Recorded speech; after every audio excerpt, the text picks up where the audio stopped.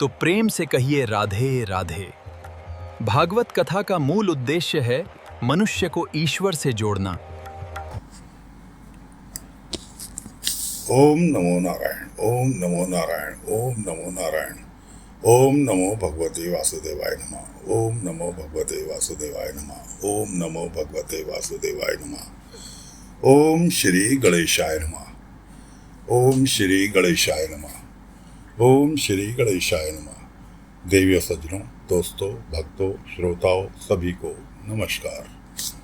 कथा प्रारंभ करते हैं।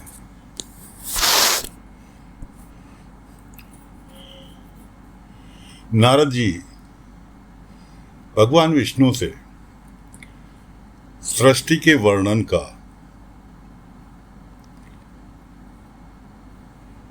विधान सुन रहे हैं। नारद जी ने पूछा, पिताजी, आप केवल मेरे ही नहीं सबके पिता समस्त देवताओं से श्रेष्ठ एवं सृष्टि करता हैं।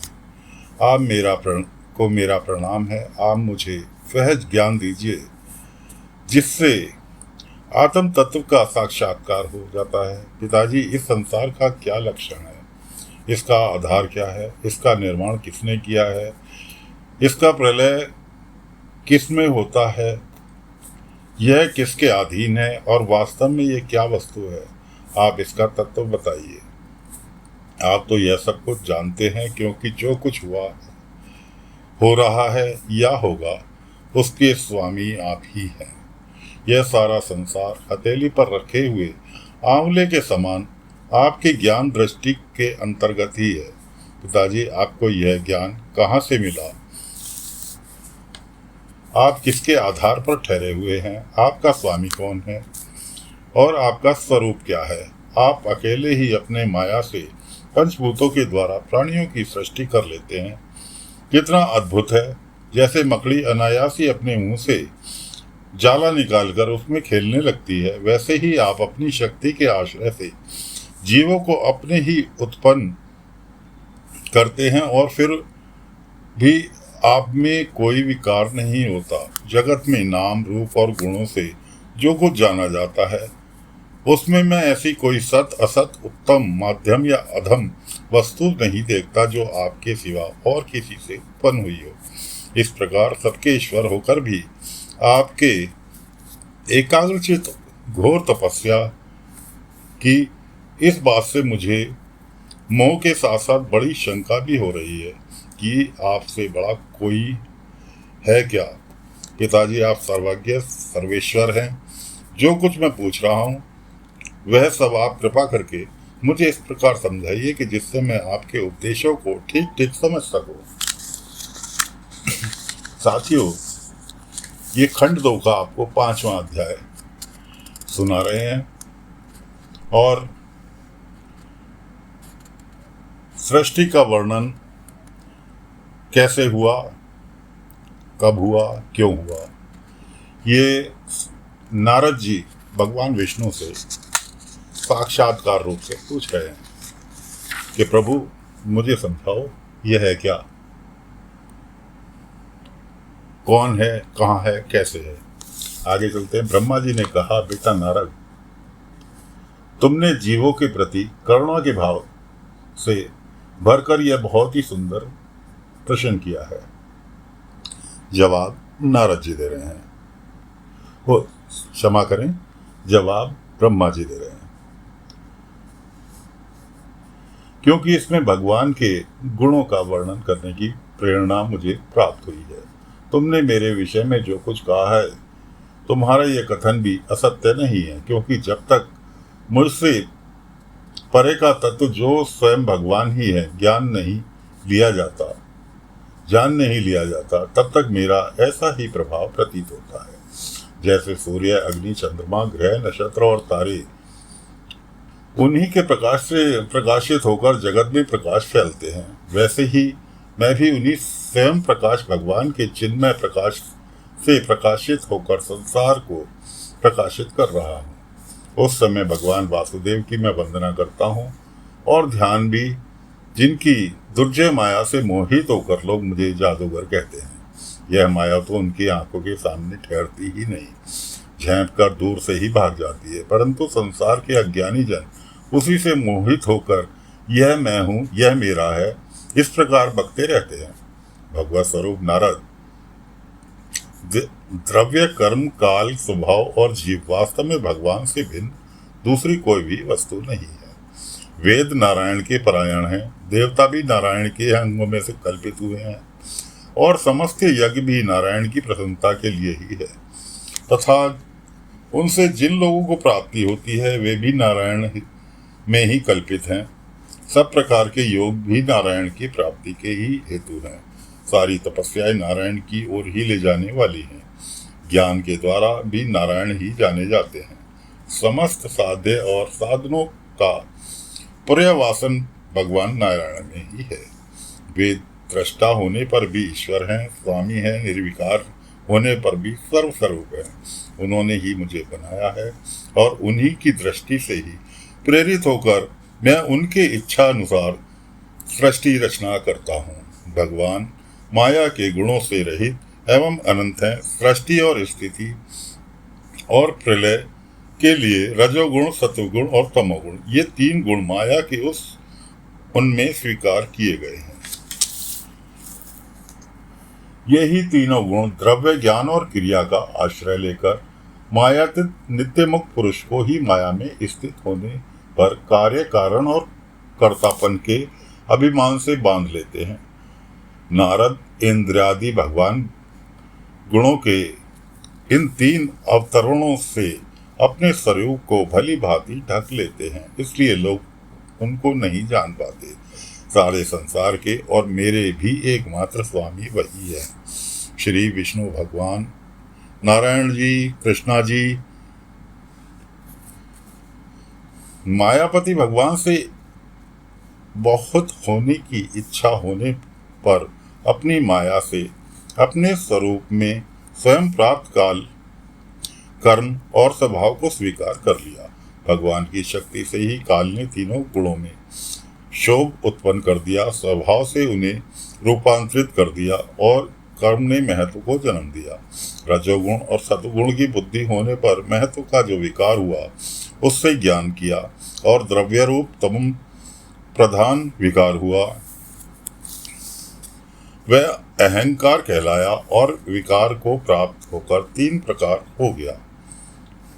उसके भेद हैं वैकारिक, तेजस और तामस। नारद जी वे क्रमशः ज्ञान शक्ति, क्रिया शक्ति और द्रव्य शक्ति प्रधान हैं। जब पंच महाभूतों के कारण तामस अहंकार में विकार हुआ तब उससे आकाश की उत्पत्ति हुई। आकाश की तन, मात्रा और गुण शब्द है। इस शब्द के द्वारा ही दृष्टा और दृश्य बोध होता है। जब आकाश में विकार हुआ तब उससे वायु की उत्पत्ति हुई। उसका गुण स्पर्श है। अपने कारण का गुण आ जाने से यह शब्द वाला भी है।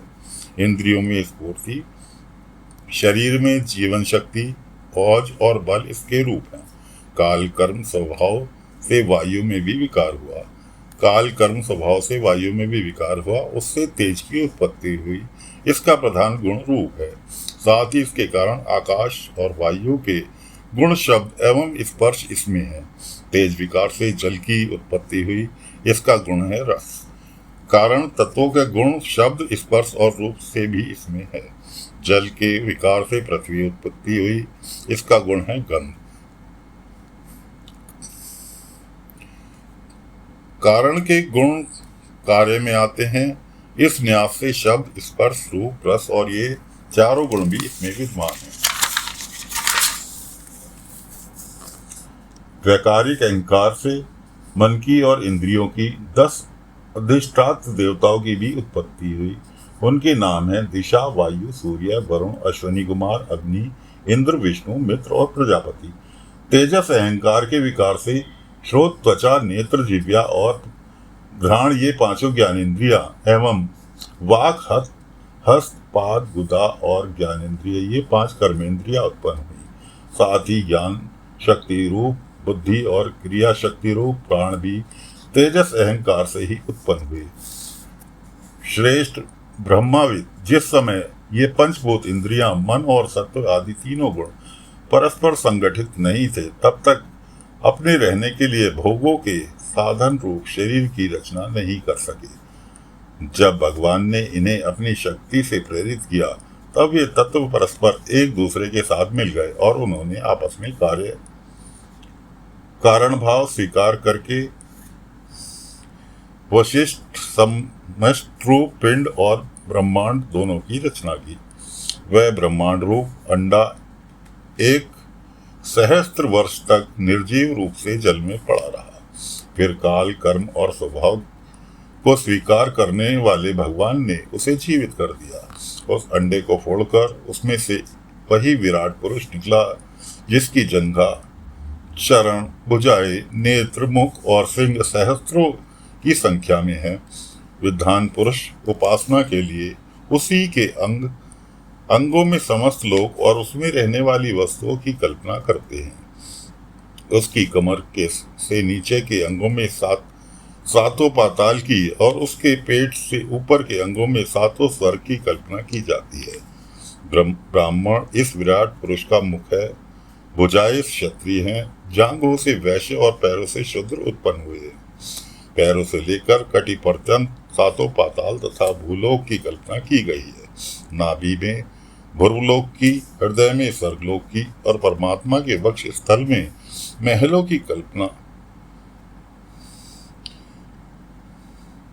महालोक की कल्पना की गई है। उसके गले में जनलोक, दोनों स्तनों में तपोलोक और मस्तक में ब्रह्मलोक का नित्य निवास स्थान सत्यलोक है। उस विराट पुरुष की कमर में अतल, जांघों में वितल, घुटनों में पवित्र सूतल लोक और जंघाओं में तलातल की कल्पना की गई है। एड़ी से ऊपर की गांठों में महातल, पंजे और एड़ियों में रसातल और तालु में पाताल समझना चाहिए। इस प्रकार विराट पुरुष सर्वलोक में है और विराट भगवान के अंगों में इस प्रकार की भी लोकों की कल्पना की गई है कि उनके चरणों में पृथ्वी है, नाभि में भूलोक है और सिर में स्वरलोक है। तो दोस्तों, फिलहाल कथा को यहीं पर विराम दे रहे हैं। आगे की कथा कल फिर लेकर हाजिर होंगे। तब तक के लिए आज्ञा दीजिए। ओम नमो नारायण, ओम नमो नारायण, ओम नमो नारायण, ओम नमो नारायण, ओम नमो भगवते वासुदेवाय नमः। नारायण जय जय गोविंद हरे। ओम नारायण नारायण जय जय गोपाल हरे। नारायण नारायण जय जय गोविंद हरे। ओम नारायण नारायण जय जय गोपाल हरे। ओम नारायण नारायण जय जय गोविंद हरे। ओम नारायण नारायण जय जय गोपाल हरे। ओम नारायण नारायण जय जय गोविंद